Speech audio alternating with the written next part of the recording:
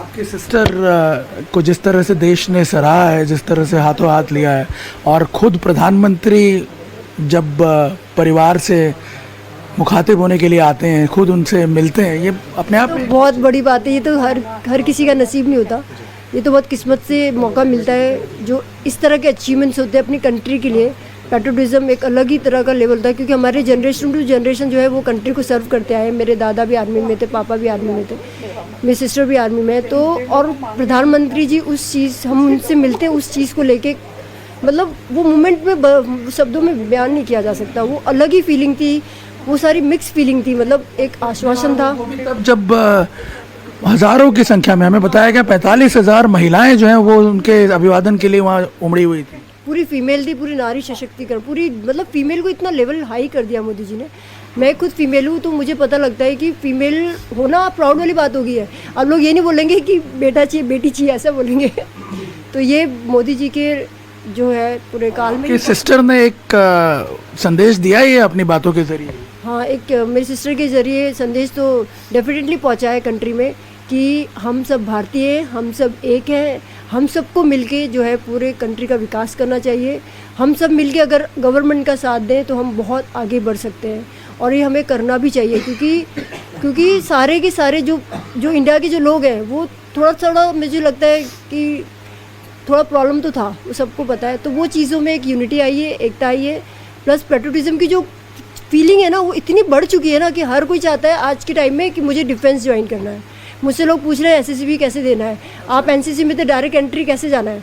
मतलब एक अलग माहौल आ गया, देशभक्ति की माहौल मोदी जी ने कूट कूट के भर दिया। और कर्नल सोफिया में ये पहले से था, आप दोनों में से वो ज़्यादा इंस्टिंक्टिव थी फोर्सेस में जाने?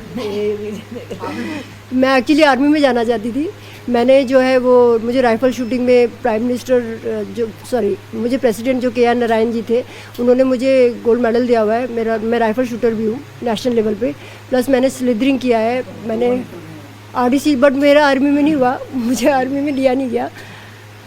मेरी अचीवमेंट पे क्या मेरी सिस्टर को जब मैं यूनिफॉर्म में देखती हूँ मुझे लगता है कि मैं ही लिविंग पर्सन, ऐसा लगता है मैं ही वो अपने ड्रीम को जी रही हूँ उसके थ्रू।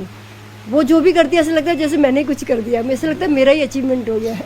पिताजी से भी पूछते हैं। सर ये बताइए कि जब आप देखते, आपकी तो पूरी जनरेशन जो है उसने फौज में सेवा दी है, तो जब बेटी को देखते हैं इस तरह से तो एक अच्छा, बहुत ही घमंड महसूस होता है, प्राउड होता है।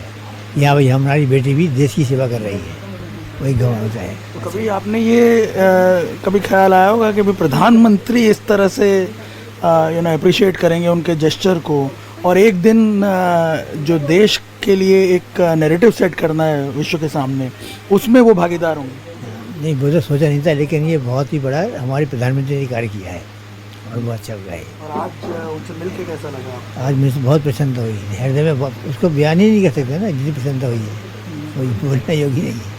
और इतना अच्छा, इतनी अच्छी राष्ट्र का सेवक तो मिल ही नहीं रहा कोई। बहुत ही प्यारा प्रधानमंत्री है जिसने कुछ दिया। और बेटी से फिर बाद में बात हो पाती है कि क्या कोई बातचीत इस ऑपरेशन के बारे में? नहीं, कोई बात नहीं होती है। सिक्योरिटी बेस मैन होता है ना। आप तो खुद फोर्सेस में रहे? या सिक्योरिटी बेस मैन होता है। बट क्या लगता है, क्या कहना चाहते हैं समाज से, देश से, अपनी बेटी अपना यही बोलना चाहते हैं कि अपने राष्ट्र के लिए सजग रहें, और सभी यंग बच्चे जो अभी हैं, यंग लड़कियां लड़के सभी, उनको एक होकर के ही देश के साथ देश को आगे बढ़ाना है, और सिद्धांत बनाना है कि वयम राष्ट्रीय जागृयाम पुरोहिता, वो होना चाहिए।